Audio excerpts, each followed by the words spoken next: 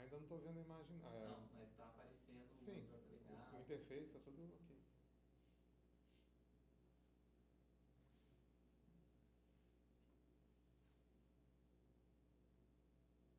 Já vou ligar aqui.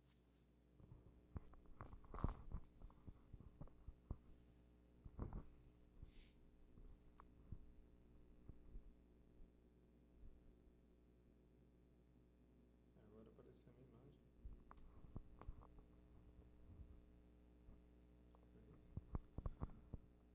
Bom, gente, boa tarde. Agradecer a presença de vocês, a oportunidade aqui da Apex para poder participar dessa conferência, da gente poder trocar alguns pontos de vista, algumas ideias. E meu nome é João Paulo, eu sou voluntário da Conscius, sou coordenador do curso Consim Cobaia, que é realizado aqui em Foz do Iguaçu e também itinerando. E aqui hoje a gente vai estar falando sobre algumas relações entre conscienciometria e proexologia.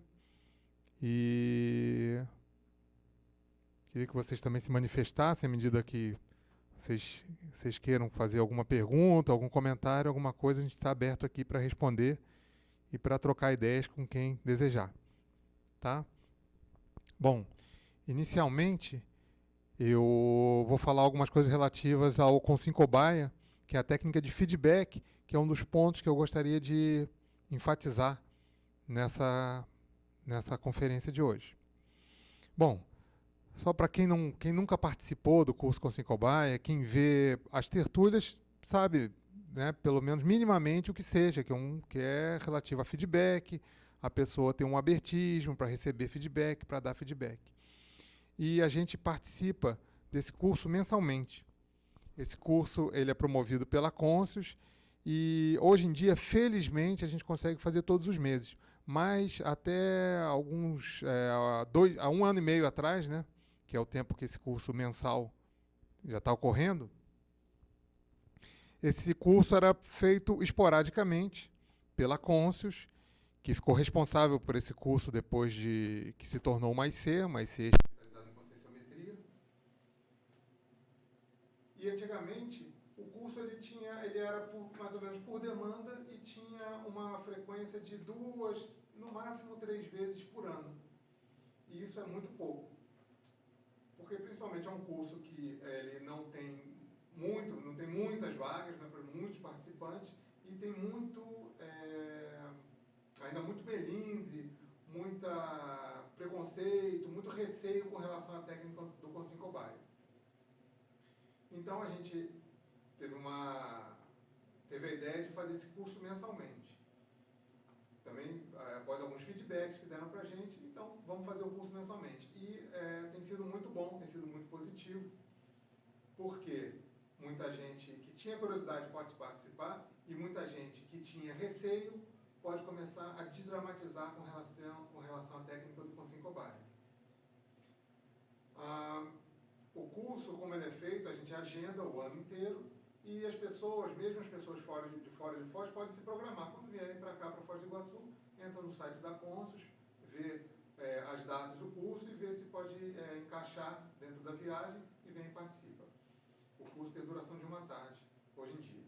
Isso é só umas informações técnicas a respeito do curso Consim Cobaia. Mas por que eu estou falando disso? Porque dentro da técnica de feedback, que é o que a gente faz no Consim Cobaia, a gente pode começar a ter um autoajuste da nossa imagem, dos nossos traços, dos nossos atributos e das nossas características.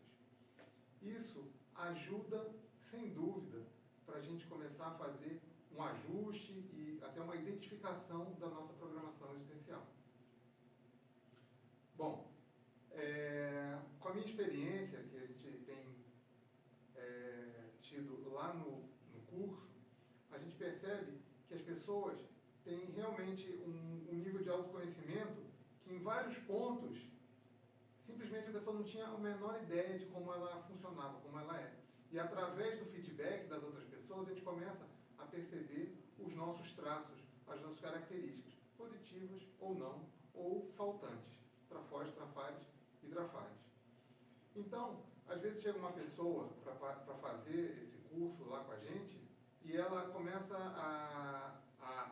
através dos feedbacks, entender de características que ela não sabia que tinha e que essa característica vai dar um outro âmbito, vai dar um outro aspecto para a própria programação de vida dela. Por quê? A partir do momento que a gente entende as nossas facilidades, os nossos traços de força, a gente pode começar a entender melhor o porquê daquele traço de força. Às vezes é um aporte que a gente recebeu e a gente não sabia que tinha. Então, é muito comum a banalização dos nossos traços. E banalização por quê? Não é simplesmente que a gente descobre e banaliza. Muitas vezes a gente tem aquele trafor e é tão natural para a gente, às vezes é tão difícil identificar trafor, que a pessoa não sabe que tem, acha que aquilo é normal, que é da condição do ser humano, todo mundo tem a mesma coisa. E não é assim. Então, muitas vezes a gente pode observar uma outra pessoa agindo de determinada maneira. Aí a gente pergunta, por que ela não faz isso e aquilo? É tão fácil. E esse é tão fácil, às vezes é tão fácil para a pessoa que tem aquele traço já desenvolvido e não é fácil para a pessoa que não tem. Então, isso é uma forma que a gente tem de banalizar, de certa forma, o nosso traço força, não voluntariamente, é involuntário isso, mas é um desconhecimento do próprio traço. Então, à medida que a gente vai se inteirando desses nossos traços, aí sim a gente vai vendo a fraqueza do outro, a nossa fraqueza, o que a gente tem de bom para oferecer, o que as pessoas têm de bom que a gente pode também aprender, e daí vai. Muitas vezes, no curso, pessoas vão, por exemplo, participam daquilo e, participando como Consim Cobaia, elas abrem o jogo, às vezes, de coisas que elas nunca falaram na vida para ninguém. Isso é uma coisa seríssima. E nesse momento, às vezes a pessoa se desassedia com relação àquele ponto. Pode ter sido um trauma que ela tenha passado, um pensamento que vem assediando ela, às vezes 20 anos, há 30 anos, a gente não sabe. Mas o que acontece é que quando a pessoa começa a falar a respeito da própria intraconsciencialidade, ela desdramatiza aquilo. E muitas vezes, se você deixa de falar de algum problema, alguma coisa, aquilo vai crescendo, crescendo, crescendo dentro de você e o negócio está um monstro. Era para ser do tamanho de um caroço de milho e está do tamanho de um caminhão. E quando a gente fala aquilo e vê que outras pessoas, às vezes, passam pelo mesmo problema ou passaram pelo mesmo problema, têm autoridade moral para falar alguma coisa, para dar algum tipo de feedback, isso desdramatiza e alivia, tira uma rocha gigantesca, às vezes, das costas da pessoa. Isso é um desassédio muito sério que é feito no Consim Cobaia. Outra coisa importante para falar sobre o Consim Cobaia é que a gente vai até aonde a pessoa desejar. O Consim Cobaia que dá o tom. O Consim Cobaia dá o limite para até onde a gente pode chegar e dar os feedbacks. É importante dizer também que não é um curso de aconselhamento, é um curso de diagnóstico, que também não é heterodiagnóstico, é de autodiagnóstico. A gente quer, o ideal é que a gente ajude a pessoa a que ela chegue a um diagnóstico pessoal e ela tem a resposta, começa a ter a dúvida para começar a buscar respostas para como ela vai superar os traços que ela tem para resolver. E também para começar a identificar traços força que já estão mais do que resolvidos, estão muito bem, só que estão ociosos, como a gente falou agora há pouco. Tá? Outra coisa que a gente identifica como uma forma de, às vezes, desvio, é quando a pessoa tem a pessoa é um poliedro, né, como a gente diz, tem muitas facetas, e ela tem muitas habilidades. E o intermissivista, de uma maneira geral, tem essa característica de ter muitas habilidades, muitas, vamos dizer assim, predisposições a fazer coisas. E isso pode ser um desvio de proexo, uma coisa que é boa, mas acaba revertendo, é como se fosse um paradoxo. Tantas habilidades e a pessoa acaba se desviando. Por que isso acontece? Muitas vezes, a pessoa tem tanta habilidade em várias coisas, tem tanta facilidade, boa comunicabilidade, boa sociabilidade, bom raciocínio lógico, boa intencionalidade. Então, a pessoa tem vários traços positivos e ela acaba indo para um desses, que é muito fácil para ela, que às vezes é o que satisfaz ela mais imediatamente e acaba desviando do prioritário. Esse excesso de facilidade, isso é muito falado aqui na CCCI, nas tertúlias também, esse excesso de facilidade pode desviar a gente da programação existencial, desviar a gente do rumo principal. É muito comum a gente ver alguns voluntários que vêm para Foz do Iguaçu, que são da CCCI, e querem morar em Foz. E vêm e começam a voluntariar aqui. Muitas vezes isso aconteceu comigo. Eu morava em outra cidade, tinha o meu voluntariado lá, então o voluntariado, assim, muitas vezes a gente não voluntaria todos os dias, a gente não fica tão imerso como a gente fica aqui, e fica sonhando com a hora que a gente pode ter isso. Aqui a gente tem quase 26 à disposição, esperando, querendo voluntariar, querendo acolher o voluntário que chega. A gente tem tertúlias, atividades, conferências, cursos, o tempo inteiro. E a gente sai da cidade que a gente mora, vem para cá e pronto. A gente mergulha num leque gigantesco de oportunidades. Ao mesmo tempo, a gente também precisa trabalhar e vai procurar, e tem o sustento aqui, o trabalho, então a pessoa pode trabalhar de acordo ali com a formação dela, com a especialidade dela. Ok. Muitas vezes é aí que mora o perigo, que tem o gargalo. A pessoa vem para cá, vem voluntariar, é o objetivo dela, veio para Foz do Iguaçu para isso. E quando chega aqui, ela tem facilidade para voluntariar, mas também tem facilidade para trabalhar. É muito comum. Tem pessoas que vão ter dificuldade, mas tem pessoas que vão ter muita facilidade. Então, digamos, a pessoa trabalha como qualquer área, é um engenheiro, pode ser um engenheiro civil. Então ele vem para cá, ele trabalhava na cidade dele, tal, com as dificuldades, com facilidade, às vezes uma cidade grande, com muita competitividade, com muita gente qualificada, com um mercado, com uma concorrência grande.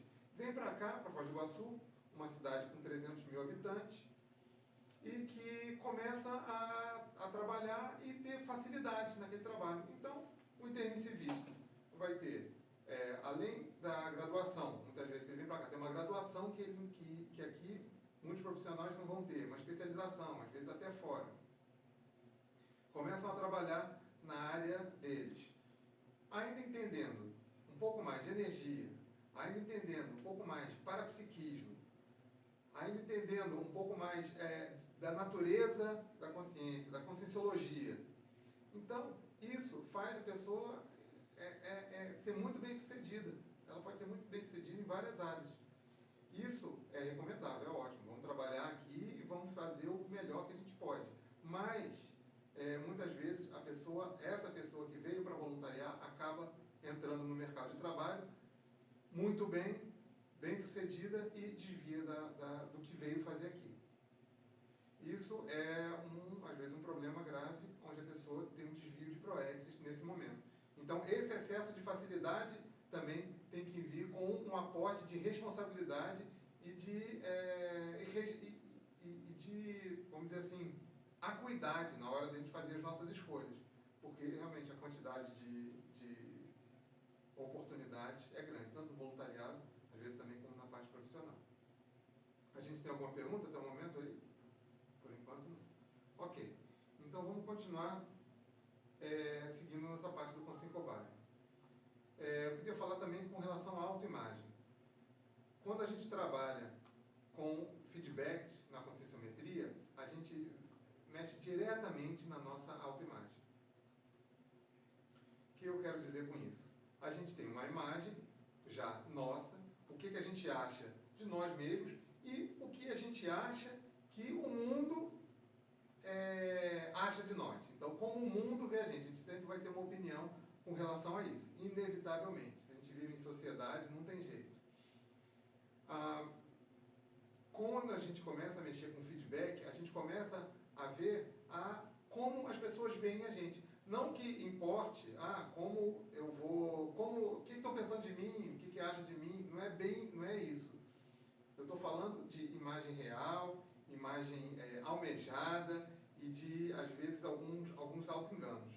Quando a gente trabalha com feedback, a gente começa a mexer nisso, na nossa autoimagem, e a gente começa a ver o que as pessoas veem na gente que a gente não vê. Então, quando a gente faz técnicas que exigem feedback, a gente começa a pegar emprestado a experiência do outro e o olhar que ele tem de fora da gente para a gente. Esse olhar a gente não tem como alcançar, a não ser que a pessoa fale. Então é muito interessante, é muito engraçado isso. Quando a gente começa a ver os feedbacks e ver isso. Eu já passei várias vezes pela técnica do Consciência Cobaia e é sempre muito gratificante isso. Principalmente quando você já está desdramatizado disso, você recebe os feedbacks e você vê que não tem má intenção, é o que a gente mantém lá no curso, é primordial, mantendo a intencionalidade, mantendo um ambiente de interconfiança, e a gente começa a ver o olhar externo sobre a gente, e a gente vê assim, não, eu pensei que as pessoas achassem isso de mim, ou a pessoa pode dizer, daqui a pouco, dois falam lá que eu não sou uma pessoa muito acessível. Olha, você não é muito acessível, não consigo chegar perto de você, tem alguma coisa assim difícil. E eu, crente, achando que eu era uma pessoa sociável, com boa bom intercâmbio, boa interação com as outras pessoas. Então isso é fabuloso, porque a gente vai ter uma imagem, muitas vezes uma imagem distorcida de nós mesmos, e isso vindo de fora é muito esclarecedor para a gente. Tem uma pergunta aqui da Rogiana. Não tá. Como funciona a técnica da Consciência Cobaia no curso? Ou seja, a dinâmica. Tá bom. Como isso funciona? A gente tem atualmente, no modelo que a gente faz um curso com 10 participantes no total, são 10 alunos, no mínimo de 2 conscienciômetras, docentes, e mais, pode ter mais pessoas, 2 ou 3 mais pessoas, voluntários da Conscius, que fazem a parte de monitoria, a infraestrutura do curso. Ok. O curso hoje em dia tem duração de uma tarde, são 5 horas e meia. Começa às 3 horas da tarde e termina às 8 e meia da noite. 10 alunos, se todo mundo quiser passar pela técnica do Consciência Cobaia, todo mundo dá um nome e a gente coloca no sorteio. Por que esse sorteio? Porque a gente tem um tempo limitado. São 3 horas que a gente tem para fazer as técnicas. Por quê? Cada Consciência Cobaia demora 1 hora. Então a gente faz um sorteio e a pessoa entra. A pessoa vai ficar 1 hora nessa técnica na técnica do Consciência Cobaia. Então, como são 3 pessoas, são 3 horas. A gente gostaria muito que os 10 participassem, mas para isso a gente teria que fazer um curso de imersão de fim de semana. E é esse o motivo de a gente fazer agora mensal. Porque o de imersão, que demora um fim de semana, é às vezes difícil a disponibilidade das pessoas, às vezes a disponibilidade de professores da Conscius, que não são muitos, e a viabilidade é menor. Então a gente faz esse modelo. 3 sorteios, 3 pessoas passando pelo Consciência Cobaia. Sendo que a pessoa que, no período de 1 ano, passa pelo curso 2 vezes sem ser sorteado, na terceira vez que ela participar, ela já é sorteada direto. Então, sem precisar passar pelo sorteio, para uma questão de ela estar sendo assídua ali e ela passar pela técnica também. Outra pergunta? Do Willi, do Willi. Tem 2 perguntas.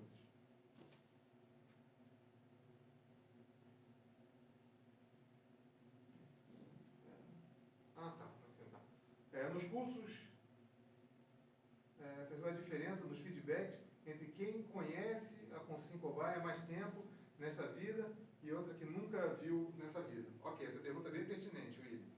É um desafio para a gente fazer, às vezes, técnica de feedback com uma pessoa que você conheceu há 1 hora atrás, 1 hora e meia, 2 horas atrás.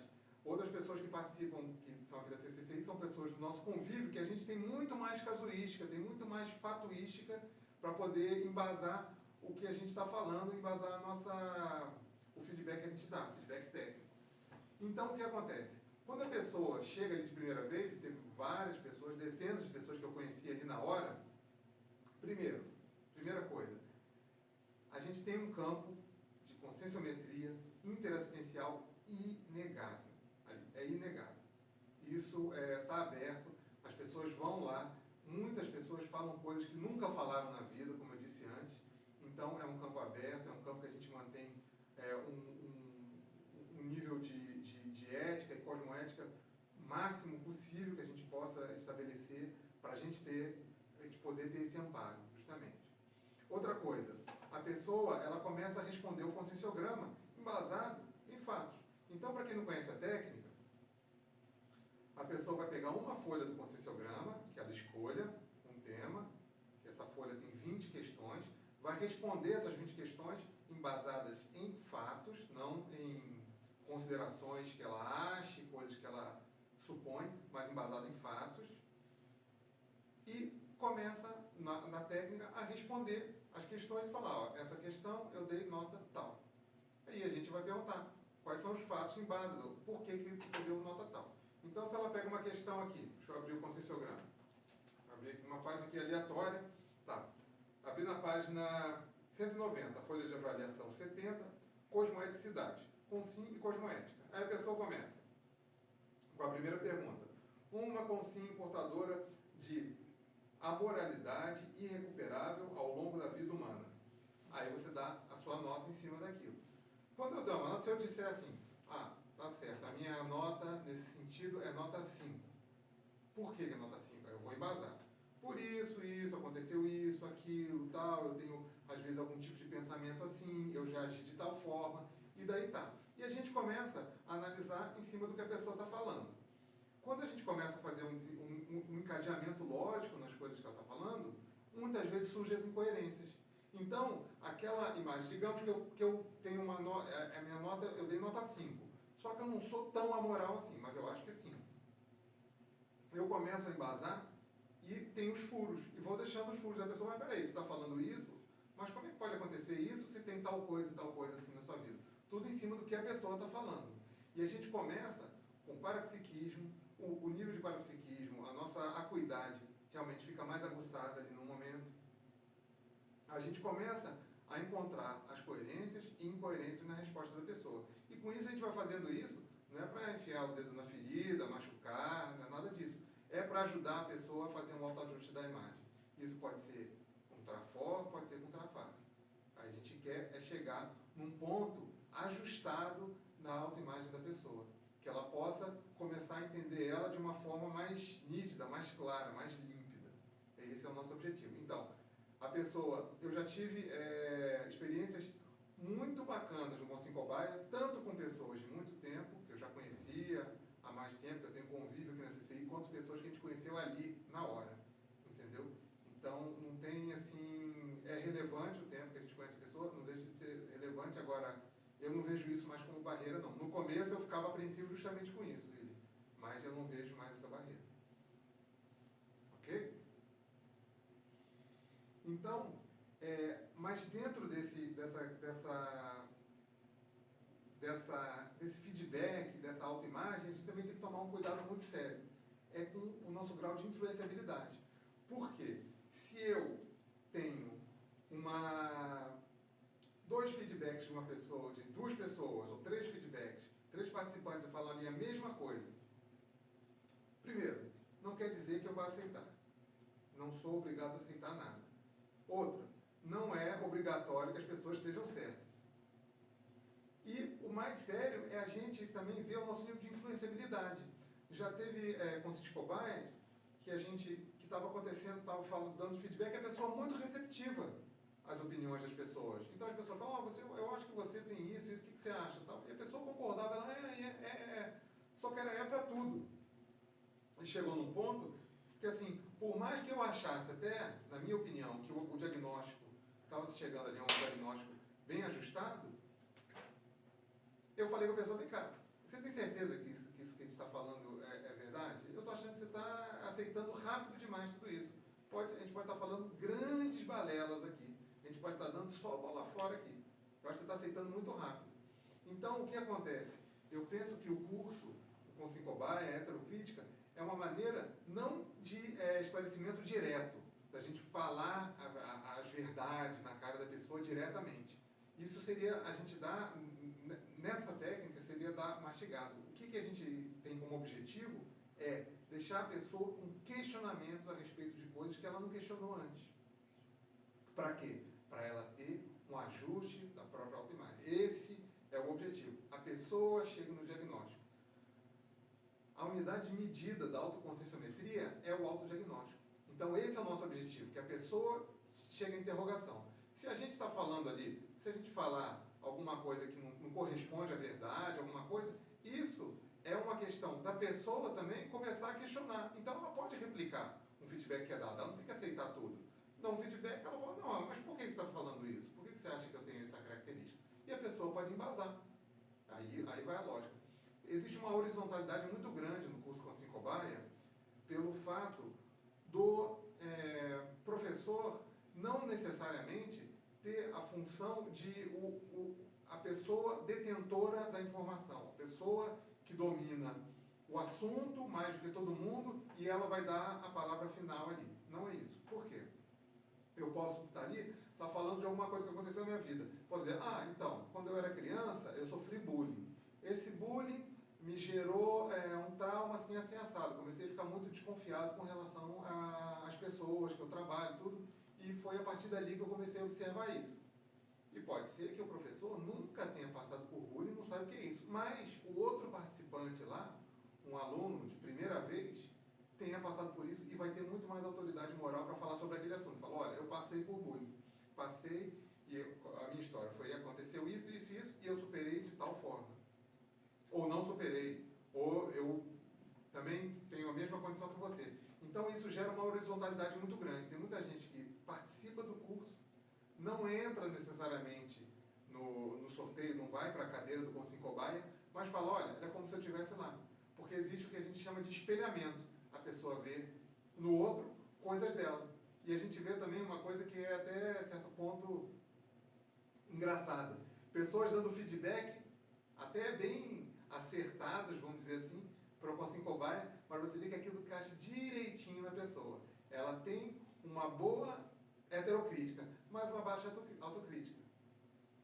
Então, esse espelhamento também acontece muito. A gente tem de tudo. A gente mexe realmente com a intraconsciencialidade, não só do Consim Cobaia, da pessoa que está passando pela técnica, dos alunos e dos professores também. Porque a gente também ali tem um nível de exposição que a gente até coloca na nossa avaliação. É importante a gente também estar ali como uma postura horizontal com todo mundo. Muitas vezes a palavra não tem que ser nossa, não. Vai ser da outra pessoa que tem um rapport com aquele problema ou com aquele trafó da pessoa. Ok? Outra coisa importante que eu queria falar aqui, se vocês quiserem ainda perguntar, eu vou falar sobre outro assunto, mas se vocês quiserem ainda perguntar sobre a técnica do Consim Cobaia, sobre a heterocrítica, podem mandar as perguntas. Mas outra coisa que eu queria falar aqui são sobre priorizações. Tópico de priorizações dentro da Proexis. Então, o que eu intitulei? Priorizações existenciais a partir da autoconscienciometrologia. Os feedbacks que são dados, a nossa autoconscienciometria, ela vai nos ajudar a ver o que é mais prioritário. Então, volta aquele caso do intermissivista, cheio de talentos, e que faz ou um monte de coisa, meio mais ou menos, ou então acaba botando muita energia em pontos, assim, vamos dizer, menos prioritários ou secundários. Então, a priorização, ela vai ajudar no sentido de que, qual é o link que eu vou fazer? A conscienciometria vai ajudar a gente a ver quais são as nossas prioridades intraconscienciais. Antes de tudo, tanto a conscienciometria quanto a proexologia, primeira coisa, a gente tem que estar bem para poder fazer conscienciometria, ajudar os outros e para poder seguir para chegar ao complexo. Então, à medida que a gente vê quais são as nossas prioridades dentro da autoconscienciometria, a gente vai começar a balizar, a ver o direcionamento da nossa autoproexis, dentro de todos os nossos trafores, dentro de todas as nossas características que a gente consegue já detectar, enxergar. Temos uma pergunta ali. tem a hipótese de que nossos familiares podem ter uma visão mais distorcida ou preconceituosa de nós mesmos. É como diz o ditado popular, a primeira impressão é a que fica.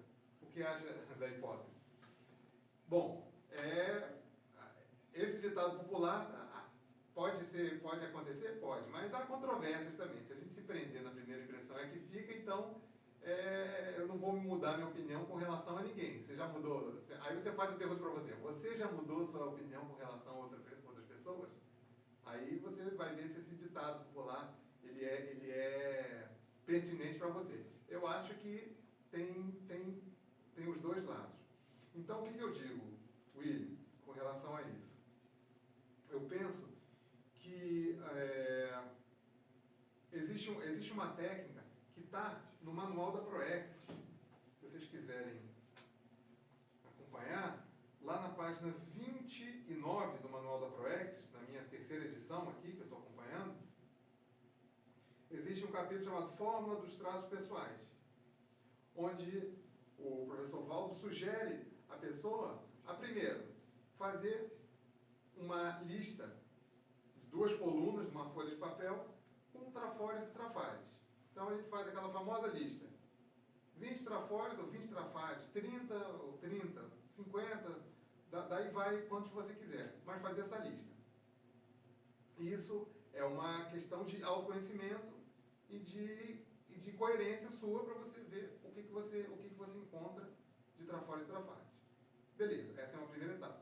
Uma segunda etapa é você pedir para pessoas próximas, no caso você falou da sua família, às vezes o preconceito que a família pode ter com relação a gente, qualquer coisa.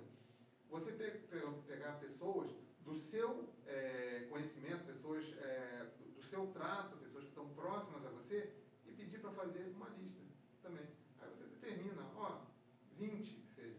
Então você pode fazer aqui uma lista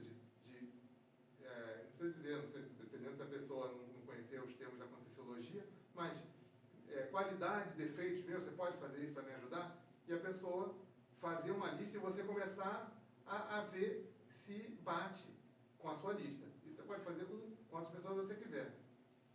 Agora, tem 2 tipos de pessoas que você pode fazer essa lista.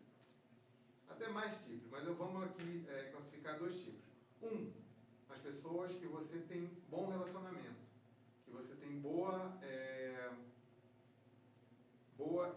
interação. E as pessoas que você não tem bom relacionamento, não tem boa interação e muitas vezes até conflitos. Eu pergunto para vocês, muitas vezes, qual vai ser a pessoa mais direta e mais sincera numa lista de trafores e trafares? A pessoa que é seu amigo, que tem um grande apreço por você, que tem um grande cuidado com a amizade, ou a pessoa que você tem mais conflitos? Nesse momento, a pessoa que você tem mais conflitos pode ser mais seu amigo que o seu amigo. Vê se me entende. Por quê? Porque essa pessoa, muitas vezes, ela vai ter já algum tipo de crítica mais áspera com relação a você, mas ela vai ser mais verdadeira. Ela vai dizer mais diretamente o que ela acha de você. Essa pessoa pode ser muito útil, pode ser por mais que você tenha conflitos, pode ser vamos dizer assim, de uma grande assistência para você. Essa pessoa pode te ajudar muito. Enquanto um amigo, muitas vezes ele vai ter cuidados. Cuidados para quê? Para não magoar, cuidados para a pessoa não ficar melindrada com ele, não chatear, esse tipo de coisa. Então, se você puder, tiver esse nível de despojamento com a sua família, com as pessoas próximas, e pedir uma lista de trafores e trafares, isso é imprescindível. A gente tem um curso na Conscius, que eu chamo Fundamentos da Conscienciometria, que a gente tem aula de trafor, trafar e trafal. E na aula de trafores, a gente faz justamente uma coisa que sai todo mundo bem. Essa é a aula que sai todo mundo bem, que é uma lista de trafores que todo mundo faz de todo mundo. Então você sai de lá com uma lista grande de trafores que as pessoas veem em você. Ali ninguém julga o que está certo, o que está errado exatamente. A gente pode até debater. Às vezes vem uma coisa muito estratosférica, vamos dizer assim, e a gente começa a ajustar, ó, pensa bem, vê isso e tal, para cortar os excessos. Mas, de uma maneira geral, a gente tem bons resultados nisso. E é uma lista que as pessoas dão para a gente. A gente não faz isso com Trafares, porque não cabe ali num curso, um monte de gente e tal. Mas a gente também tem uma aula de Trafares que também começa a mexer nisso. Então, eu acho que, voltando ao início da pergunta, que a primeira impressão que fica, depende. Depende muito da pessoa. Depende das duas pessoas. Uma coisa é a pessoa também ficar estagnada e a pessoa não mudar, então aquela impressão é aquela mesmo, não muda nada. E outra coisa é a gente também começar a ver tudo com uma amplitude maior e não fazer o que a gente chama de uma síntese super compactada da pessoa. O que é uma síntese super compactada? Eu posso dizer assim, eu vejo o Will, que é meu amigo, eu falo assim, nossa, o Will é um cara super legal. Pronto, acabei. É só isso. Não, ele tem facetas, se ele pedir aqui para fazer uma lista de trafóides e trafais, eu vou tentar achar trafóides e trafais para ele. Eu não posso super compactar, eu não posso estigmatizar ele em um traço só. E também, à medida que eu for conhecendo mais as pessoas, meus amigos, as pessoas novas na minha vida, isso vai mudar. A todo dia, a impressão vai mudar. Posso começar a descobrir, aquilo ali, pô, esse cara ele é bom nisso, ele também é bom naquilo. Ou então, olha, tem esse limite, tem esse problema aqui, tomar cuidado com isso e tal, ou ver tal coisa, ou um dia eu quero poder ajudar ele, poder falar isso para ele. Então, não ficar muito parado nisso da primeira impressão sempre. Ok? Agora, eu queria voltar aqui para o manual da Proexis. Aqui na página, logo do lado, tem uma parte aqui que eu achei bem rica com relação à conscienciometria, no manual da Proexis. Na página 27, de novo aqui da terceira edição, o capítulo é Identificação da Proexis Pessoal. Então, tem um tópico aqui de fatores, que ele fala o seguinte.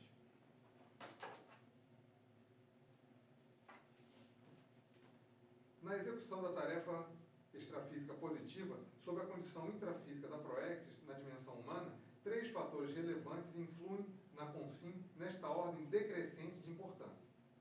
Fator 1, saúde, a condição regular da saúde pessoal. Fator 2, autodisciplina, os hábitos de autodisciplina constante. E fator 3, dinheiro, o dinheiro disponível ou a segurança econômica pessoal relativa. Por que eu quis pegar isso aqui? É uma maneira que eu quis colocar da gente fazer com que a nossa conscienciometria ajude na nossa Proexis. Ele colocando esses fatores como fatores importantes na execução da Proexis, a gente vê que no conscienciograma fala dessas 3 coisas. Dentre outras. Mas dessas 3 coisas aqui, que pelo jeito aqui é vamos dizer assim, um pilar, assim, pilares aqui, fatores preponderantes na execução da Proexis, na concepção da Proexis. Então, vamos supor, saúde. No conscienciograma vai ter a seção de somaticidade, que ajuda justamente a gente ver de uma maneira mais ampla o que é saúde para a gente. Não é só eu falar que eu tenho uma boa saúde. Eu tenho uma boa saúde, não adoeço facilmente, nunca tive problemas graves de saúde. Lá no conscienciograma vai ajudar a ver, por exemplo, quais são os nossos fatores genéticos preponderantes, quais são os nossos fatores paragenéticos preponderantes, o que domina o outro. A nossa paragenética já está suplantando, já está neutralizando alguns fatores genéticos, ou vice-versa, a nossa genética já ainda prepondera muito sobre a paragenética, e com isso a gente começa o quê? A aprofundar dentro de um assunto que poderíamos falar de uma forma mais simples. Agora tem mais uma pergunta. Áurea. Peraí. Ela quer saber se tem algum exemplo para contar, a título de exemplo, de casos de pessoas que se destacou por mudar de forma importante de atitude após a participação no curso Conscienciometria Cobaia. Tenho vários, sim, Áurea. Tenho vários exemplos, sim. Inclusive, agora, na nossa jornada de conscienciometrologia, que vai acontecer agora no dia 6, aqui em Foz do Iguaçu, existem alguns artigos que foram escritos para serem apresentados nessa jornada de pessoas justamente que fizeram reciclagem depois da participação ou durante a participação em algumas sequências de Consim Cobaia. A gente já tem gente que participa sequencialmente. A pessoa já compra um pacote que a gente já faz, de 6, e já faz mês a mês, vai fazendo Consim Cobaia. E eu tenho exemplo, sim, de pessoas. O negócio é que a gente não pode abrir muitas coisas, mas lá nos anais da jornada vai ter tudo isso bem exemplificado. Agora, mais interessante que isso, Paulo, é também o Consim Cobaia é um curso que hoje em dia é de uma tarde. Então a pessoa pode participar uma vez, uma tarde. A gente já vê diferença. Agora a gente também tem um ciclo autoconscienciométrico, que começa desde o fundamento da conscienciometria, que são 6 meses de curso, depois que é pré-requisito para a próxima etapa, que é o Recim 1, onde a pessoa responde o conscienciograma, são mais 6 meses, que depois vai para o Recim 2, que é uma espécie de Consim Cobaia semanal. É um tipo de Consim Cobaia semanal, onde todo mundo passa, vai ter um rodízio, toda semana são 2 pessoas, mas ele não é exatamente como a gente faz no curso. Ele tem algumas variáveis que são adequadas para aquele curso. Essa etapa demora 1 ano e 3 meses. Então, total desses cursos, são 2 anos e 3 meses. Então, a gente vê muito isso porque a gente vem acompanhando. Normalmente, a gente começa com o professor do Fundamentos da Conscienciometria e vai acompanhando a turma até o final do Recim 2. A gente evita trocar muito de professor, porque justamente a gente vê esse acompanhamento. Então, a gente vê reciclagens impressionantes que deixam a gente muito satisfeito. Então, às vezes, a pessoa tem um traço que ela leva muito tempo, ou então descobriu durante o curso um traço e, com isso, ela começa a trabalhar, no final dos 2 anos, aí você vê a pessoa diferente, reciclando o traço, ou já superando várias coisas, já pensando em outras coisas, em outros patamares já. Então, a gente vê isso acontecer sim, em várias frentes, em vários tipos de traços. E é isso que eu estava falando ali com relação ao manual da Proexis. O que acontece? Tem um outro fator ali, o segundo fator, da autodisciplina, por exemplo. No conscienciograma, você começa a estudar sobre auto-organização e autodisciplina, a nossa concepção com relação a isso, posso falar por mim, começa a mudar muito. A gente começa a entender com mais profundidade, porque a gente vê aspectos que a gente não tinha pensado e muito mais profundos com relação à auto-organização. Não simplesmente aquela auto-organização, aquela organização extraconsciencial, vamos dizer, dos nossos objetos, do entorno, às vezes das nossas contas, da nossa organização básica. Isso é a parte básica. A gente começa a aprofundar nisso e ver o nosso nível real de organização. Tem mais uma pergunta aqui, do William. Ainda há vagas para jornada? Sim, ainda temos vagas para jornadas. E para hospedagem no CEEC, aí você vai ter que entrar em contato com o CEEC para saber. Mas para jornada ainda tem vaga sim. Está tendo bastante procura, mas está aberta. No dia 6, para quem não souber, começa no dia 6, vai do dia 6 ao dia 9, e vai ser aqui em Foz, no discernimento. Mas as inscrições são feitas pelo CEEC, onde a Conscius tem a nossa parte administrativa. Ok? Mas então, na parte a gente começa a ver aqui nesses pilares que eu tinha falado. Então, na auto-organização, na autodisciplina, a gente começa a ver isso num âmbito que a gente não conhecia. Então, a nossa auto-organização não é só a organização dos objetos, da nossa vida, da nossa papelada, da nossa vida profissional. Vai muito além disso.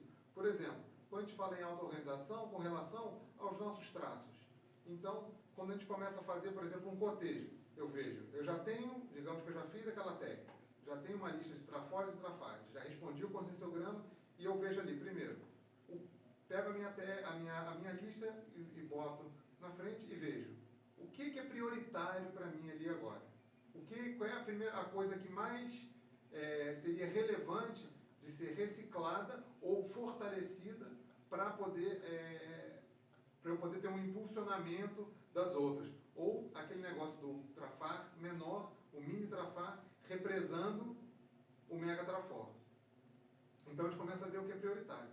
Depois que a gente vê aquilo, a gente começa a fazer um cotejo, começa a ver dentro da nossa intraconsciencialidade qual o trafor que possibilita a reciclagem do trafar, por exemplo. Então, eu tenho o trafor da, vamos supor, trafor da vontade. Então, eu sou, nas coisas que eu acho importante, eu tenho vontade, eu coloco energia, eu sei colocar aquilo. Mas eu tenho o trafar da, vamos supor, pode ser indisciplina. Então, eu vou colocar um para otimizar o outro. A vontade para resolver a minha indisciplina. Porque senão a vontade fica desgovernada. Então, daí, a gente vai fazendo essa engenharia dentro dos nossos trafores. Isso é auto-organização, dentro dos nossos traços e dos nossos atributos. Então, isso é uma forma de organização mais profunda. A gente começa a entender isso. Agora, vai no aspecto intrafísico, vai no aspecto intraconsciencial, energético, vai em todos os aspectos, mental, somático, e a gente vendo e otimizando e vê o que é mais prioritário. A prioridade vai ajudar a gente a o quê? A achar o caminho o caminho melhor rumo, a nossa bússola começa a acertar, calibrar bem as coisas para a gente ir identificando a nossa proexis. Tá certo? E tem ali o outro que ele coloca como dinheiro, agora no 700 experimentos, também o professor Valdo coloca justamente esses 3 tópicos, só que além do dinheiro ele coloca a mesologia, que são os aportes intrafísicos que a gente tem quando renasce aqui. Ok? Obrigado a você, William. Então, nesse sentido, eu acho que a conscienciometria e a consciência e a proexologia são especialidades que estão bem próximas, que se forem interligadas, potencializa demais. Uma potencializa muito a outra. Então, quanto mais eu, como conscienciômetra, estudar proexologia, mais eu vou ajustar as duas coisas, tanto a conscienciometria quanto a proexologia. Então, eu acho que seria muito recomendável a pessoa que estuda proex estudar bastante também a conscienciometria e vice-versa. Uma coisa potencializa muito a outra. Na página seguinte aqui, queria continuar falando um pouco aqui do manual da Proexis, na página 28, tem uma frase enfática que ele coloca: a identificação da proexis individual pode ser feita através das duas fórmulas, dos traços e da retribuição pessoal. Então, é justamente isso que eu estava falando. Eu vejo toda a lógica nisso. Quando eu bati o olho nisso, falei, isso aqui eu quero levar lá na conferência. Por quê? Ele começa a falar que quanto mais a gente identificar os nossos traços, a gente vai saber, isso o pessoal da Apex vai falar melhor do que eu, mas vai saber quais são os nossos aportes. E também, dentro da nossa Proexis, o que a gente tem para reciclar, que a gente tem na nossa Proexis, não é só o que a gente tem para realizar do que a gente já seja, vamos dizer assim, qualificado, mas qual é o trafar que eu já venho trazendo a outras vidas, que nessa Proexis agora, nesse meu momento de vida, eu vou poder reciclar isso agora, para na próxima isso já me desonerar, minimamente ou completamente.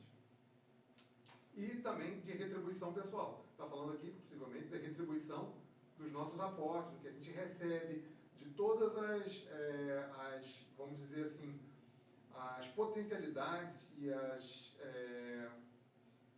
facilidades de acordo com a nossa Proexis, que a gente vai alcançar. Então, isso aqui, para mim, resume bem esse casamento de proexologia, até proexometria, talvez, né, com a conscienciometria, para a gente identificar a nossa Proexis. Ok? Então,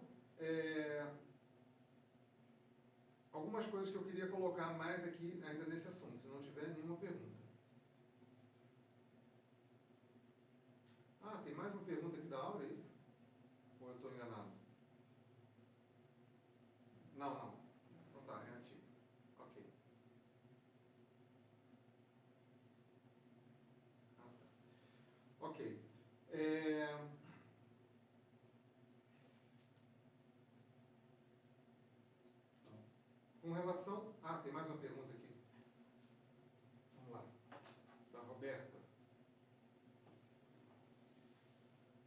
do ano participei do Conselho Cobaia, aí em Forte. Não fui sorteado. Mesmo estando na plateia, aprendi bastante. Foi uma experiência muito rica. Ficou notório a força do campo. Quase formou como ele propicia a reflexão, a catarse, a auto e hetero... Como é que é? O auto e hetero desassédio. Pergunto no dia a dia como podemos estar otimizando as nossas autopesquisas com a ajuda da ferramenta. A ferramenta eu acho que é conscienciograma, conscienciometria, né, que você está falando, né, Roberto? Se eu entendi errado, você escreva aí, por favor. Mas tá bom.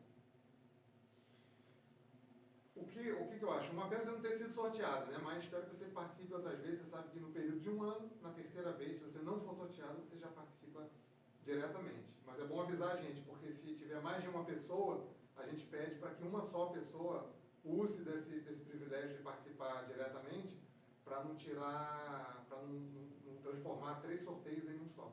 Então, continuar sempre com no mínimo 2 sorteios. Então, ok.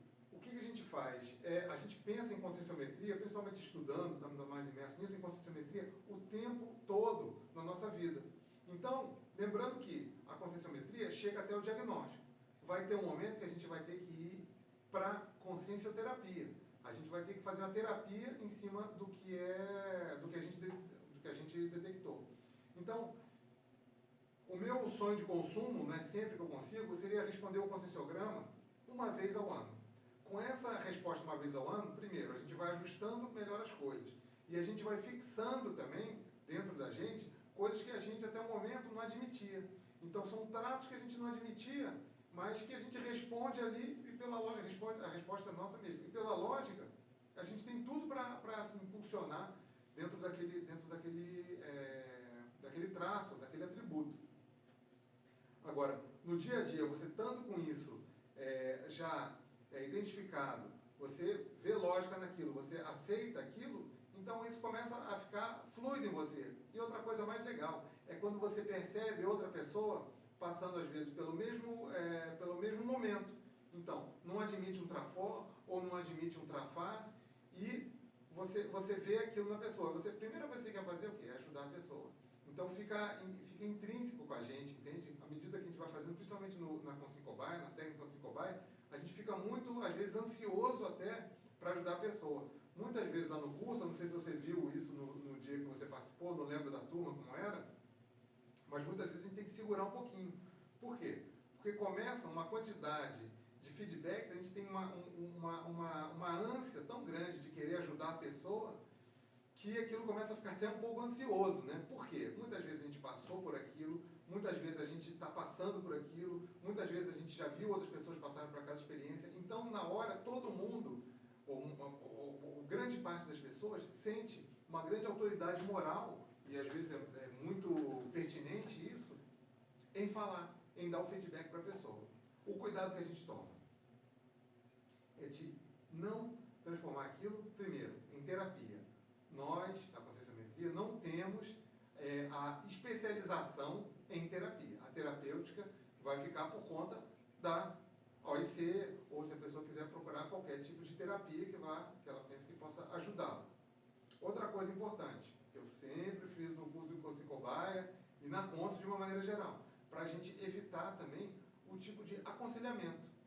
Então, daqui a pouco, a gente vê o problema, a pessoa não entendeu o problema, a gente já quer dar o diagnóstico, mostrar por que acontece, como é que acontece e já dar a solução. E isso também não é o nosso objetivo dentro da Consciência. Por quê? Porque a gente precisa que a pessoa chegue no autodiagnóstico. Isso é o mais importante. O aconselhamento entra por um ouvido, sai por outro, pode estar ajustado, pode não estar ajustado. Não é o nosso objetivo, não é a nossa meta, o nosso goal.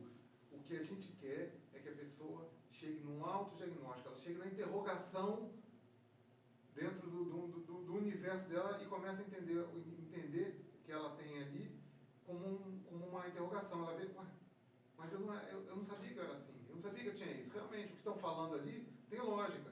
Se eu sou dessa maneira, por que eu ajo de tal maneira? A gente começa a ajudar a pessoa a achar as incoerências dela, as incoerências na forma de pensar, na forma de agir. Então isso é o mais importante, que a gente leva isso para a vida, para o dia a dia. Quanto mais fresco isso estiver na nossa cabeça, quanto mais vivo isso estiver na nossa cabeça, melhor. Daqui a pouco a gente começa a assumir os trafores. Isso é uma fase fabulosa, principalmente na parte inicial, quando a gente está, às vezes, ainda iniciando com essa parte de autopesquisa, e você começa a tirar a casca mais grossa, a coisa mais superficial, nossa, é outra vida. Tem gente que não gosta. Por quê? Quando a gente começa a assumir trafores, a gente também tem que começar a assumir responsabilidade e começar a assumir autoproexes. É aquela coisa. Muito difícil, muito raramente, a gente vai achar uma pessoa aqui, por exemplo, na CCCI, que não esteja em algum tipo de subnível. Esse subnível, muitas vezes, é decorrente da pessoa não saber até onde ela vai, até onde ela pode ir, o nível de consciencialidade dela. Então, ela para aonde ela acha que até aí que ela pode chegar. Então, isso o quê? Limita o quê? Na identificação da nossa proexis e no andamento da nossa proexis para a gente chegar ao complexo. Então, quando a gente começa a entrar nessa fase de descoberta, então a gente vê coisas muito bacanas e a gente também vê coisa muito fedorenta também. Tem os dois lados. Muitas vezes a gente vai começar a mexer num trafar e chafurdar aquilo e se você tem inteligência evolutiva, você vai querer chafurdar e querer saber o porquê daquilo, ver qual é a fonte, a raiz daquilo, da onde surge, para querer reciclar aquele traço. E vice-versa. Se for também um trafote, vai querer ver aquilo e entender o máximo possível para tirar todo o proveito daquilo. Agora, a gente não saber dos nossos trafores potencialmente ajuda a gente a desviar da nossa programação de vida. Não tenha dúvida disso. A gente para onde a gente acha que... até onde a gente acha que vai.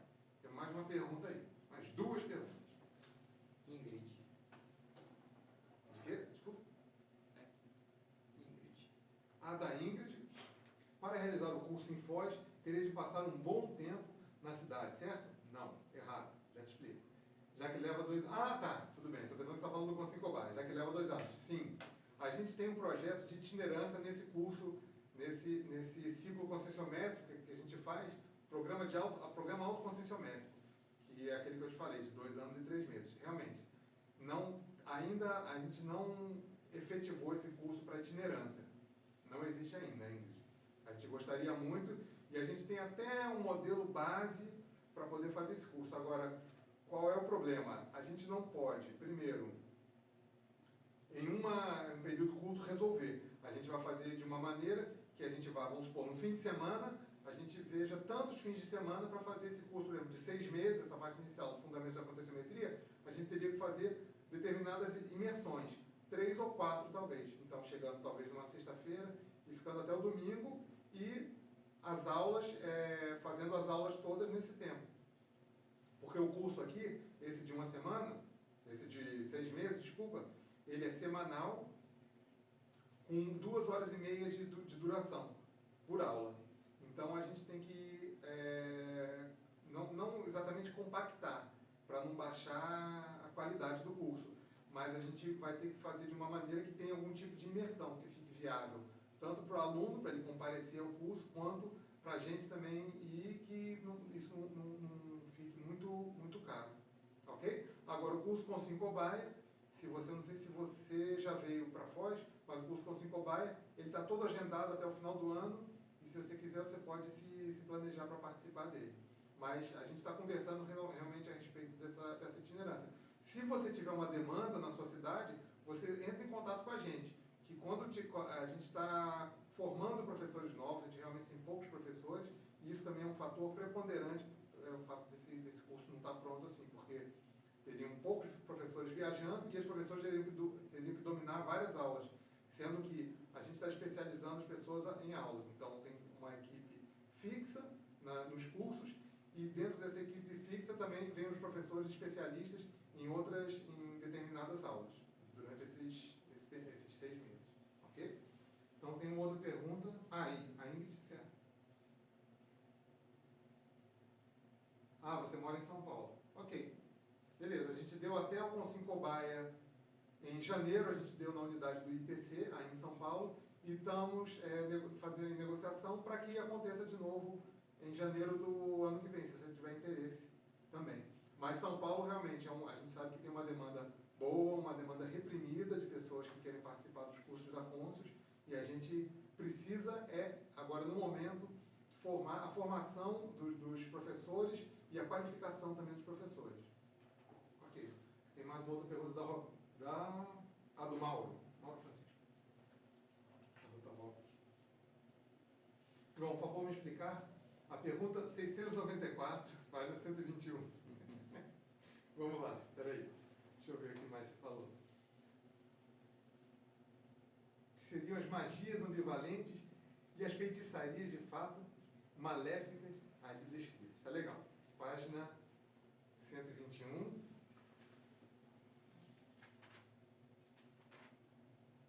Então tá. Mauro, primeira coisa que eu vou falar, que assim, espero que ajude não só você, como outras pessoas que estejam vendo a conferência, que tem realmente muita pergunta com relação ao conscienciograma. Muitas vezes as pessoas vêm por causa de uma pergunta que ela não entende, eu falo, olha, eu não consigo entender o conscienciograma. Então, o que eu queria primeiro, antes de responder, a gente entrar na sua pergunta exatamente aqui, dizer a primeira coisa. A gente, para responder o conscienciograma, tem que entender que ele é um encadeamento lógico. Ele é um encadeamento lógico. Eu, assim, penso que isso procede. E se a gente lê e a gente não vê lógica em alguma coisa, é porque a gente não está fazendo o encaixe. Está faltando a gente fazer algum tipo de sinapse naquilo. Agora, quando tem essa interrupção, e não pense que a gente da Conscious, que dá aula, a gente tem dúvida em algumas perguntas. A gente não tem a dúvida em perguntas, a gente tem dúvida em perguntas sim, em alguns termos, muitas vezes. Outra coisa, quando você descobrir uma dúvida, se tiver uma dúvida na pergunta, então, por exemplo, você teve uma dúvida na pergunta 694. Tá legal. Tem uma técnica que é ler a pergunta anterior e a posterior, para ver justamente esse encadeamento. E antes de tudo isso, ver o cabeçalho. Então, vamos aqui acompanhar. Então, estamos lá. Na folha de avaliação, número 35. Seção racionalidade. Tudo isso a gente já começa a entender o que ele quer saber, qual a pergunta, onde é que a pergunta quer chegar. Então tá. Então, racionalidade, que é a seção. Folha 35, animicidade. Consim e animismo. Então, estamos falando da consim e do animismo. Ok, então vamos lá. Pergunta número 694. Qual o seu convívio com o animismo nessa socin neomedieval? Recheados de magias ambivalentes, feitiçarias de fatos maléficos, assediadores intra- e extrafísicos e guias extrafísicos cegos. Ok. Se eu não entender isso, como foi no caso que aconteceu com você, vamos na pergunta anterior, na 693, para ver. Qual o nível evolutivo das suas definições práticas de bioenergética, dos chakras e do cordão de prata? Você vem aperfeiçoando as suas habilidades multidimensionais? E vamos ler a imediatamente posterior, 695.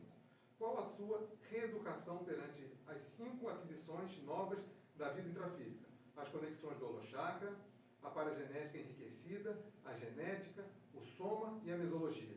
Que proveitos evolutivos você vem obtendo com o emprego autoconsciente do seu animismo? Então tá bom. Então vamos entrar aqui na sua. Eu te mostrei a técnica.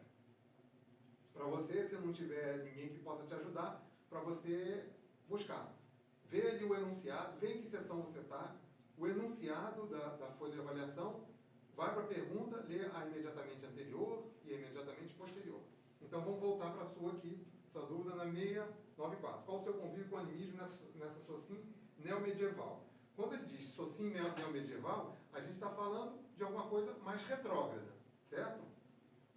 Então, qual o seu nível de animismo, do que você está realizando aqui no seu animismo, dentro da socin, dentro de uma modernidade, mas às vezes um pensamento e uma mentalidade medieval. Então, até aí, ok. Recheado de magias ambivalentes. Então, quando a gente diz magias ambivalentes, vamos dizer que ele pode estar dizendo com relação a seguinte, a facilidades com relação a parapsiquismo, com relação ao que você busca. Você pode buscar várias linhas de conhecimento, que isso pode gerar frutos negativos e positivos para você. É ambivalência. Então, quando ele diz magia aqui, e a gente está falando de animismo, então eu posso buscar uma linha de conhecimento que pode ser ambígua. Mas lembrando que a linha de conhecimento ambígua, que é positiva e negativa, se ela faz o mal, ela tira o potencial do bem que ela pode fazer. Então, a gente já tenta escapar disso. Então, é tomar cuidado com esse tipo de ambiguidade. Continuando.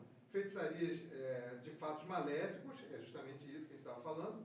Assediadores intra- e extrafísicos e guias cegos, guias extrafísicos cegos. Ou seja, se a gente busca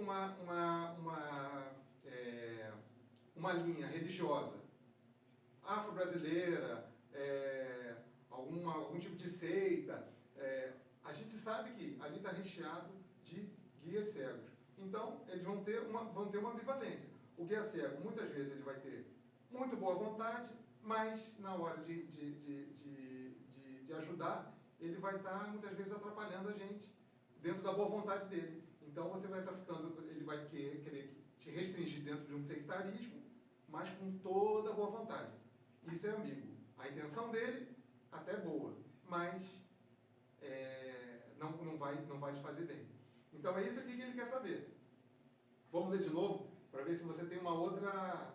Já consegue ver com alguma clareza maior. Qual o seu convívio com o animismo nessa sociedade neo-medieval, recheada de magias ambivalentes, feitiçarias de fatos maléficos, assediadores intra- e extrafísicos e guias cegos e guias extrafísicos cegos? Ok?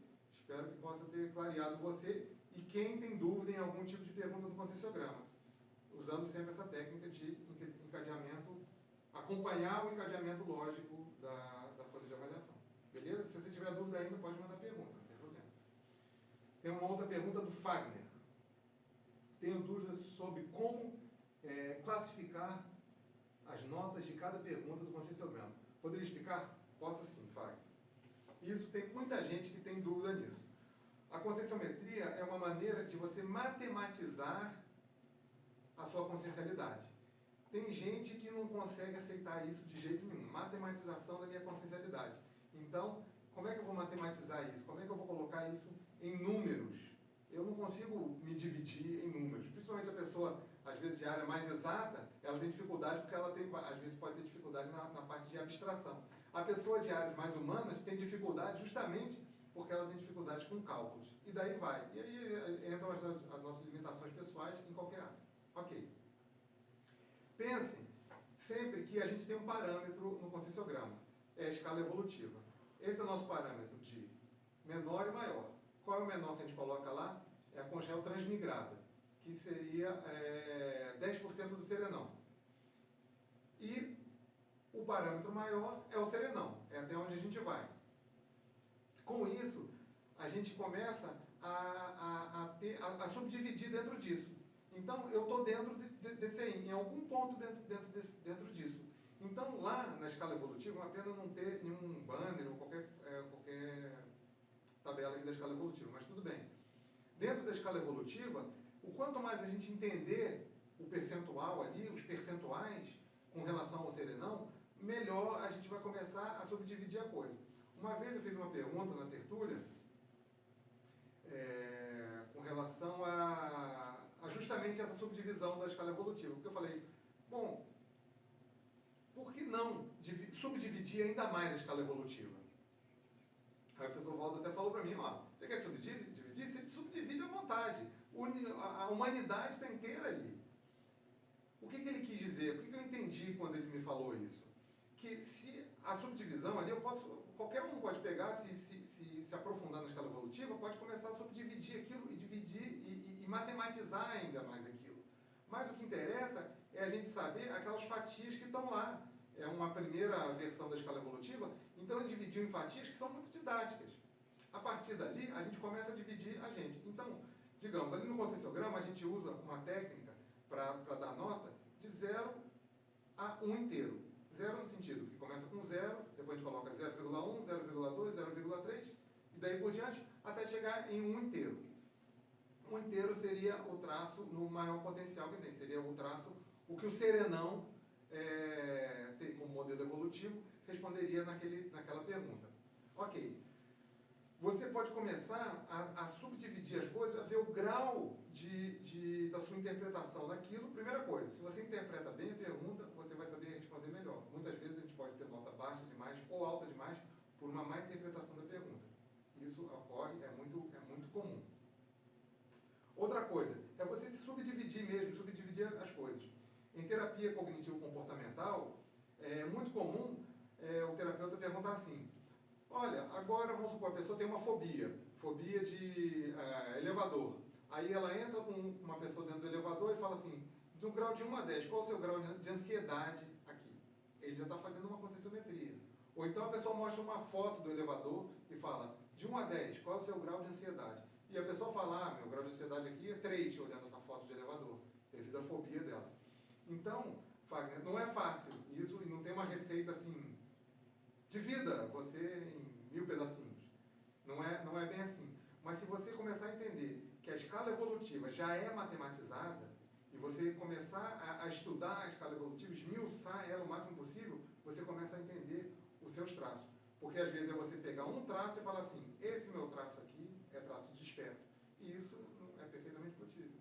Como também ao contrário, esse meu traço aqui é traço de congel. Isso aqui está super atrasado, é traço de congel. Mas quando você vê, à medida que você vai entendendo ali na escala evolutiva, por exemplo, se você vê o Homo sapiens reurbanizado, começar a ler, assim, entender em linhas gerais, o Homo pacíficos também, ler sobre serenão, e ler ali tudo na escala evolutiva, que tem toda a literatura que a gente tem na conscienciometria, na conscienciologia, você começa a saber matematizar as coisas, você vai se inteirando e tendo mais firmeza na hora de falar: ó, eu tenho esse traço aqui. Como você também pode usar uma técnica de 50%. Você fala assim: esse traço aqui, eu tenho mais de 50% em relação ao serenão ou menos de 50%? Então, esse traço aqui, por exemplo, o meu nível de altruísmo, ele já é mais de 50%? Não, ele é menos. Já está matematizando. Então, começa de uma forma mais ampla, assim, para depois você começar a esmiuçar. Se não entender alguma coisa, é só perguntar. Uma colocação e uma pergunta. Tá. A Márcia tem uma pergunta. Deixa eu colocar os óculos aqui. Link para a escala evolutiva. Ah, tá. A Márcia está ajudando aqui, colocando um link, se o Fagner ou alguém quiser, que vai ter uma escala evolutiva para você, não sei se para baixar, só para ver, uma coisa assim. Bacana, Márcia. Obrigado. E tem uma pergunta da Rogiana. Dentro da escala evolutiva, qual a diferença entre o teleguiado extrafísico e a semiconsciência? Ah, tem uma diferença e grande nisso. Semiconsciência a consciência que já consegue viver um pé lá, outro cá. Então, na intrafísica, a consim, que é a semiconsciência, ela vive a intraconsciencialidade, a multidimensionalidade de uma maneira prática. Então, ao mesmo tempo que eu estou aqui interagindo com vocês, respondendo a pergunta, eu estou vendo todo o contexto extrafísico, interagindo extrafisicamente também. Então, semiconsciência é isso. Consim, mas ela trafega simultaneamente na dimensão intrafísica e na dimensão extrafísica. Então, multidimensionalmente, ela já trafega bem, já entende, já tem uma percepção uma percepção plena das coisas, e tem esse trânsito o tempo inteiro.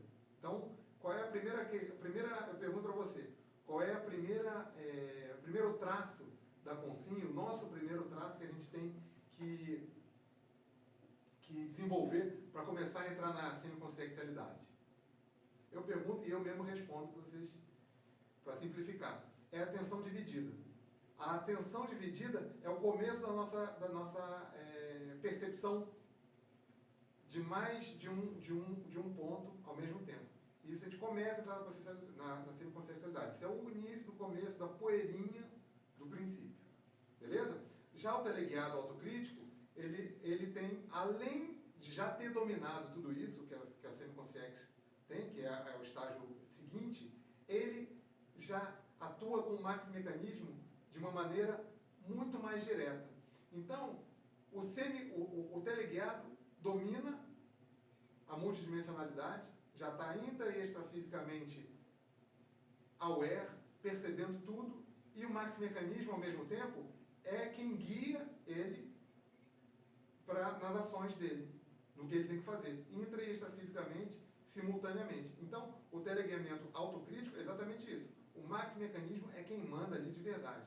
O maximecanismo vai ser a bússola do teleguiado. Uma bússola que a semiconsciência ainda vai desenvolver. A diferença é essa, basicamente. Beleza? Tem mais alguma pergunta aqui? Não. Ah, beleza, Rogério.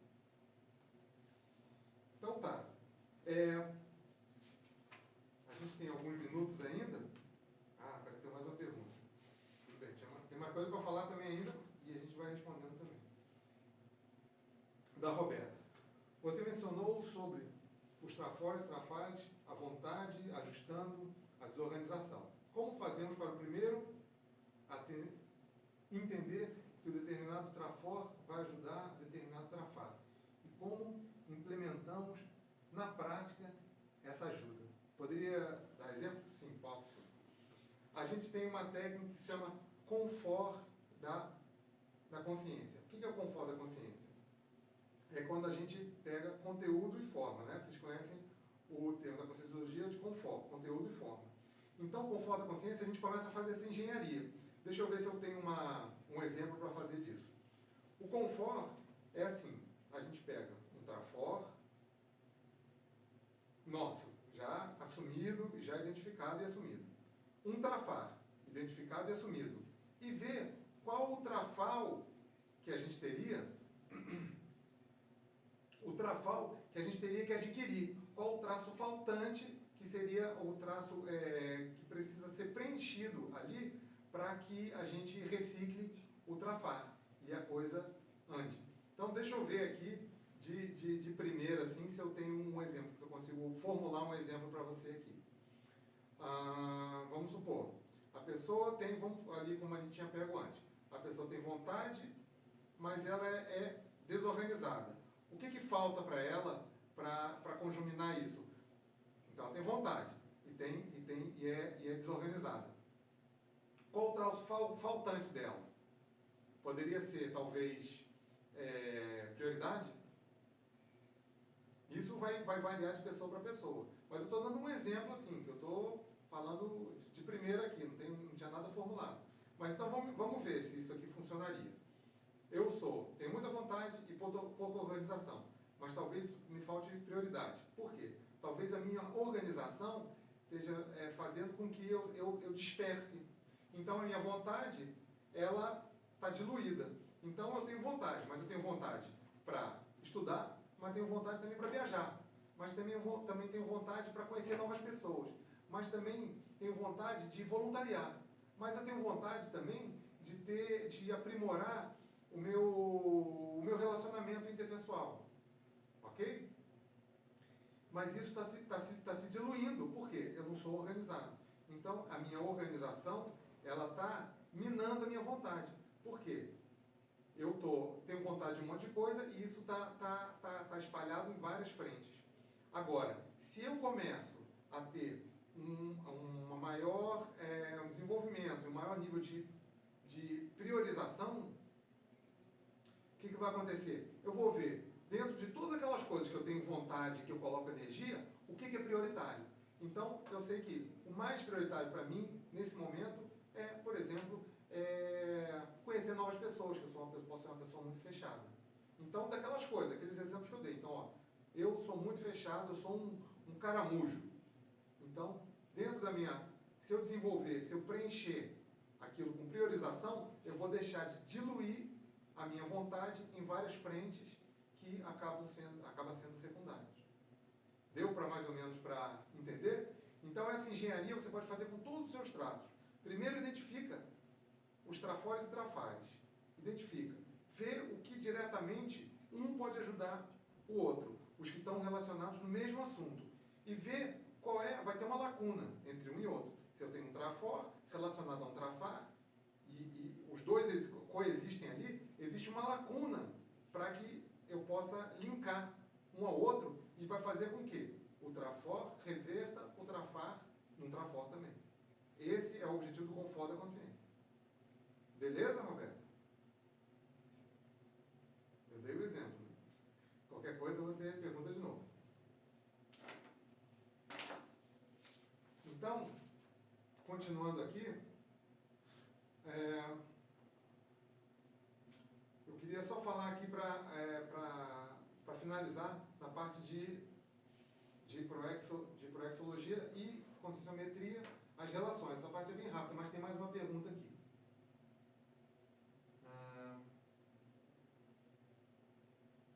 E quando temos um trafor e este mesmo está sendo mal usado, virando um trafar? É um trafor mal utilizado. Então, uma pena, assim, eu gostaria de pedir o exemplo, né, para a gente saber o caso, mas talvez não seja pertinente. Mas aí se você já está detectando que tem um trafor, que está desqualificado, está virando um trafar, isso já é um grande passo, já é alguma coisa. Por exemplo, comunicação. Comunicação, por exemplo. Tá, agora o negócio é saber, é ruim que a gente já entra no negócio que a gente quer fazer pergunta para saber, né? Mas tudo bem. A comunicação. Se é um trafor da comunicação, deixa eu aqui só elocubrar.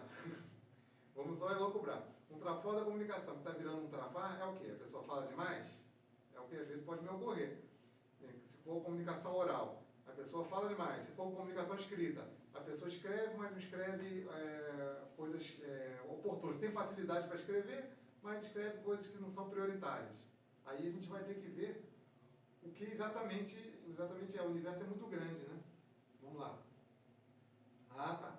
Sou excelente comunicadora, mas às vezes não falo de maneira adequada. Falo demais. Sim.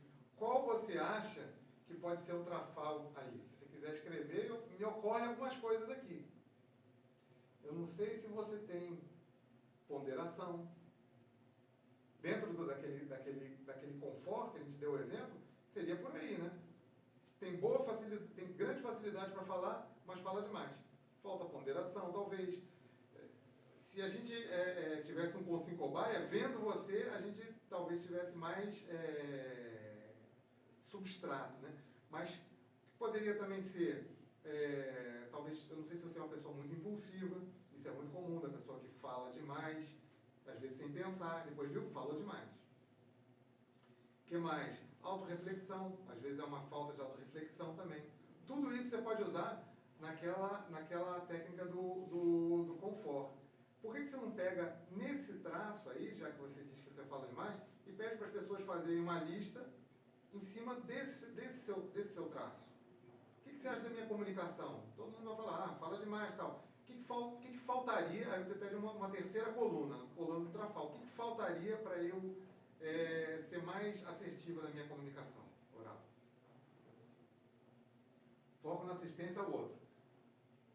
Essa é a sugestão da Áurea.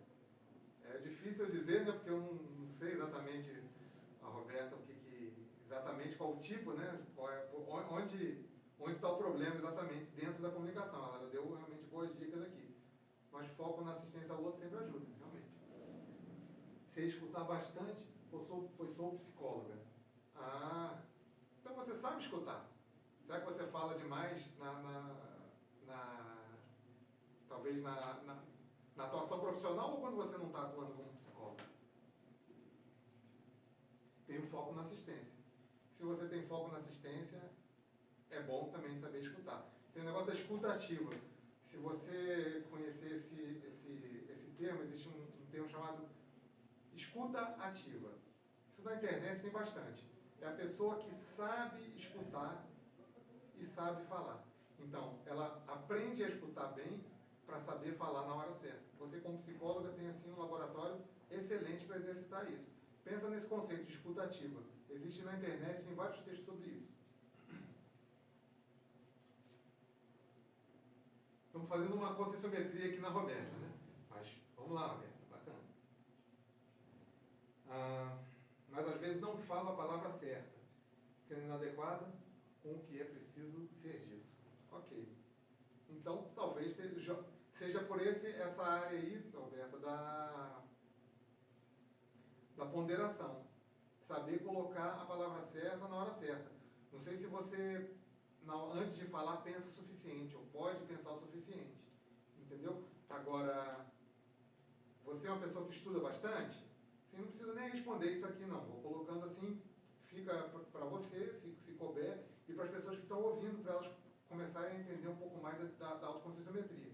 Então, vamos supor que o seu vocabulário está pobre, o seu dicionário cerebral está pobre. Isso pode ser um impeditivo. Mesmo que a pessoa fale bem, vai ter momentos em que o vocabulário não chega lá. Isso é uma coisa. A ponderação, como eu falei também, a pessoa fala mais rápido, ela é taquipsíquica, então quer que a voz, a fala, acompanhe o pensamento dela na mesma velocidade. Isso também pode prejudicar se a pessoa não souber colocar a coisa acertadamente. Tem mais coisa aqui dela. Aproveitando que não foi sorteada, né? Tá bom.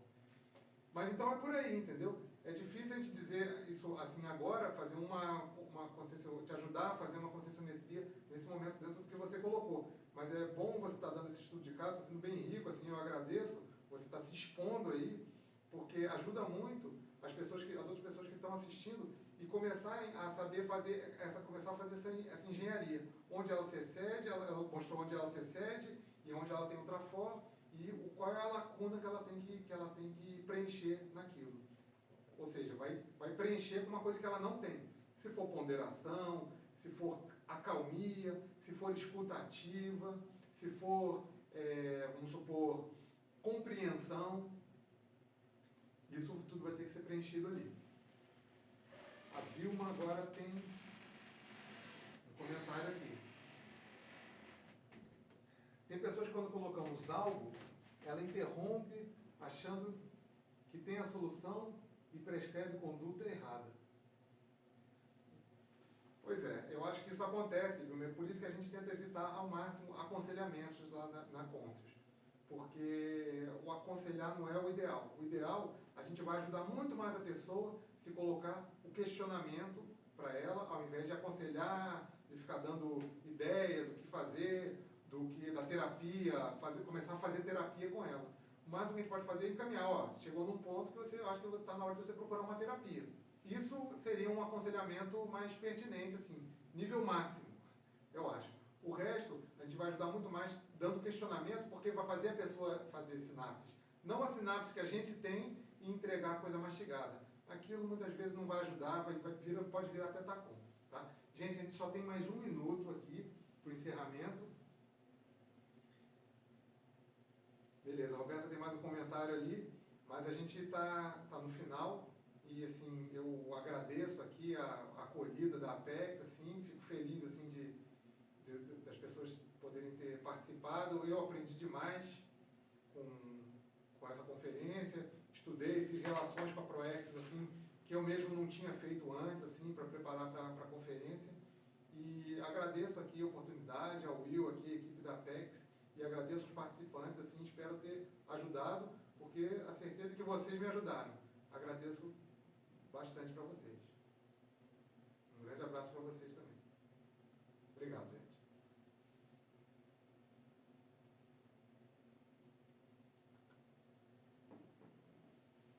Já te tirei, tá no ar. Eu desliguei o microfone. Aí o pessoal tá respondendo, agradecendo.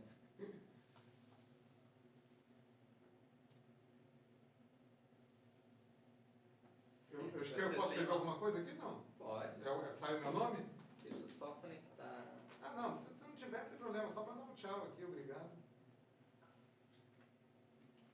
Não, não sai teu nome, vai ser com o nome da Sabrina. Eu acho que esse já Ah, sai. então deixa quieto. Já agradeci, tá bom. Tá bom. E aí, cara? Beleza. Ah, bacana. Muito bacana. Eu fiz, uma página e um pouquinho mais de 1,5 páginas. Falei assim, será que vai ter...